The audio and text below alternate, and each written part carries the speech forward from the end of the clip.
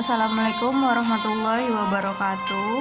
Perkenalkan, nama saya Nadia Aini dengan NIM 43040190252, jurusan Psikologi Islam, Institut Agama Islam Negeri Salatiga, mata kuliah Psikologi Umum 2. Di sini saya akan membahas mengenai motivasi dalam Islam yang bertema keajaiban Bismillah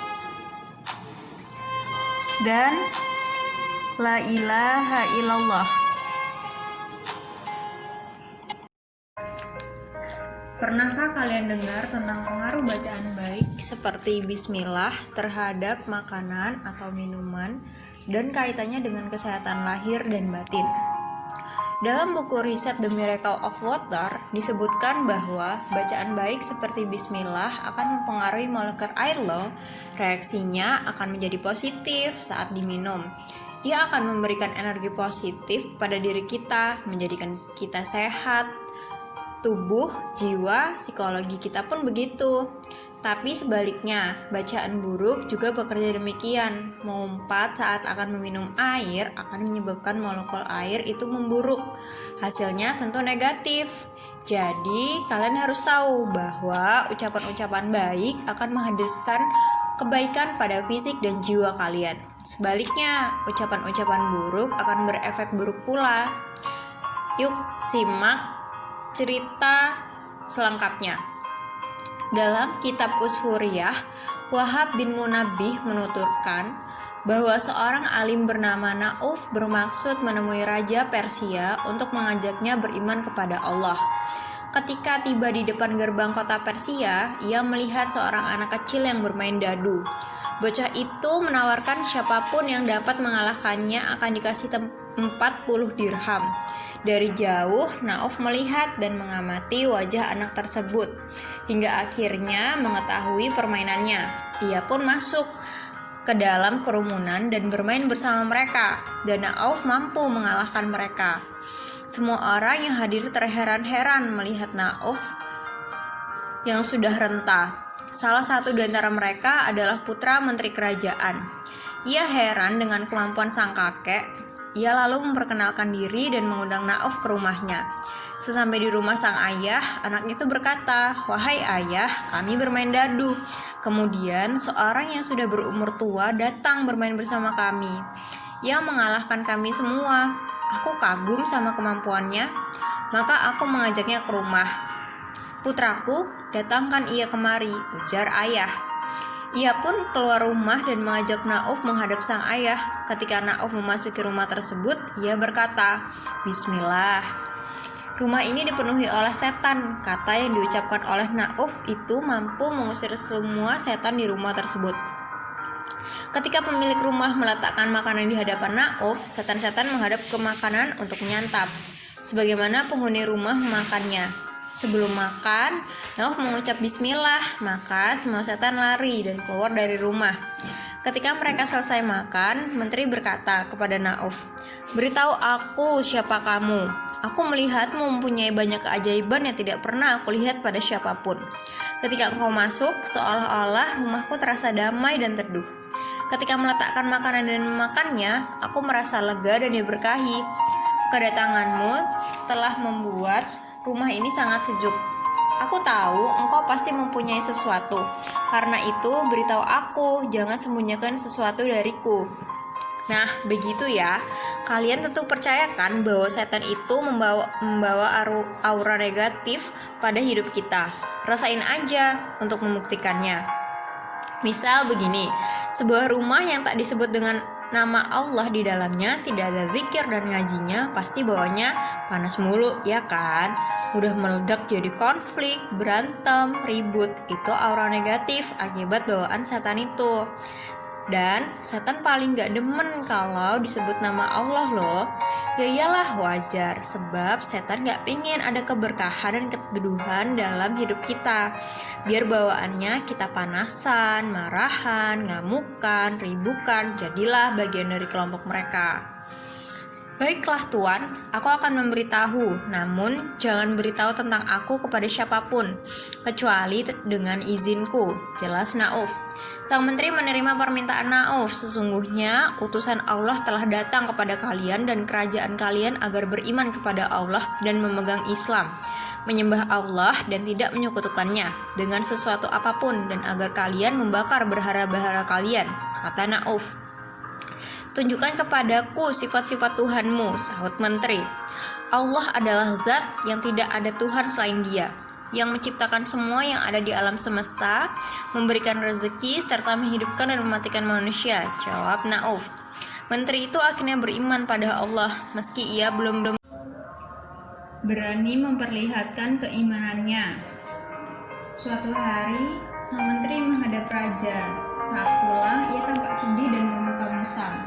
Wahai menteri, aku melihatmu sedih dan bermuka masam. Ada apa? Tanya Nauf.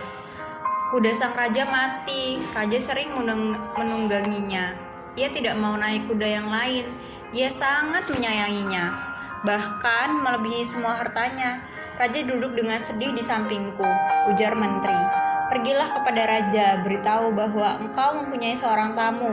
Apabila ia menaati semua perkataanku, maka aku akan menghidupkan kembali kudanya, ujar Nauf. Sang menteri pergi menghadap raja dengan muka cerah. Wahai raja, aku mempunyai seorang tamu. Aku melihatnya mempunyai keistimewaan, jelasnya. Lalu ia menceritakan sosok Nauf. Tamu itu berkata, apabila ia menaati kata-kataku, aku akan menghidupkan kudanya dengan izin Allah, lanjutnya. Raja menerima tawarannya, lalu si menteri segera kembali kepada Nauf. Setelah bertemu dengan Nauf, si menteri berkata, Raja akan menaati kata-katamu dan ia mengundangmu. Di sini, Nauf nyontohin nih pada kita semua tentang pentingnya berpikir strategis, jenius, dan cerdas untuk meninggalkan tujuan kita. Jangan pakai otak kosong dong dalam berjuang ya, harus berstrategi agar sukses. Ya dong, tujuan baik pastinya. Jangan sampai kita menggunakan anugerah akal kita yang luar biasa ini untuk tujuan buruk. Misal ngadalin orang, ngibulin orang, itu mah gak ada bedanya sama setan dong. Kayak cerita dalam Rahib Bersiso tadi. Tatkala berada di samping pintu istana raja dan hendak masuk ke dalamnya, ia berkata, Bismillah, setan-setan keluar, tidak ada yang tersisa. Ketika Nauf masuk, raja berkata, Wahai Syekh, kami akan mendengarkan dan taat kepadamu, perintahkan apa saja sesuai kehendakmu. Apakah engkau mempunyai anak? Tanya Nauf. Aku hanya mempunyai ayah dan seorang istri, aku tidak punya siapa-siapa selain mereka, jawab raja. Panggillah mereka, tukas Nauf. Lalu mereka pun datang memenuhi panggilan tersebut. Panggil juga semua rakyatmu, Raja, lanjut Nauf. Raja mengumpulkan rakyatnya di halaman istana. Lalu Nauf memegang salah satu kaki kuda sambil berkata, La ilaha illallah. Kaki kuda yang disentuhnya bergerak. Ia kembali berkata, Wahai Raja, perintahkan ayah dan istrimu untuk memegang kaki yang lain, dan engkau juga memegang salah satu dari kaki kuda ini. Akhirnya, mereka bertiga memegang 3 kaki kuda tersebut. Nauf kemudian berkata, Wahai Raja, katakanlah, La ilaha illallah. Raja pun memenuhi perintah Nauf. Lalu kaki kuda yang dipegang Raja bergerak. Nauf juga meminta ayah Raja untuk berkata demikian. Maka salah satu kaki kuda yang dipegang olehnya pun bergerak. Kemudian Nauf berkata kepada istri Raja agar berkata demikian. Ia pun memenuhinya. Lalu salah satu kaki kuda yang disentuh istri Raja ikut bergerak. Namun jasad kuda tersebut belum bergerak. Nauf berkata, perintahkan rakyatmu yang hadir di sini untuk mengucap La ilaha illallah. Raja memenuhi perintah Nauf dan seluruh rakyat menuruti perintah Raja. Kemudian kuda tersebut bergerak dengan izin Allah. Kepada kuda tersebut bergoyang-goyang, lalu bangkit dengan normal. Mereka kagum atas peristiwa ini. Akhirnya mereka semua masuk Islam. Betapa dahsyatnya kan ucapan-ucapan baik itu, apalagi la ilaha illallah itu, sebuah ungkapan yang bermakna tiada Tuhan selain Allah, mengesahkannya hanya Tuhan satu-satunya, tanpa sekutu. Gak ada yang mustahil bagi Allah jika Allah menghendaki sesuatu, apapun itu. Kun fayakun, jadilah maka jadilah ia. Ini disebutkan di ujung surat Yasin. Maka yuk biasain lisan kita untuk berkata-kata baik. Sulit? Enggak kok, enggak sulit. Itu hanya soal kebiasaan alias habit. Maka cara paling awal ialah paksain diri untuk mengerem lisan dari ucapan-ucapan buruk. Ganti dengan ucapan-ucapan baik. Semakin sering dilakuin maka akan semakin melekat. Hari demi hari akan berkembang menjadi kebiasaan, menjadi habit. Nah, kalau sudah jadi habit, tanpa dikomando lagi, spontan lisan kita akan penuh dengan kalimat-kalimat baik. Sekian cerita tentang keajaiban bismillah dan la ilaha illallah. Semoga dapat bermanfaat dan bisa menjadi teladan bagi kita semua. Maaf apabila ada salah kata dalam cerita tersebut. Terima kasih telah menonton. Wassalamualaikum warahmatullahi wabarakatuh.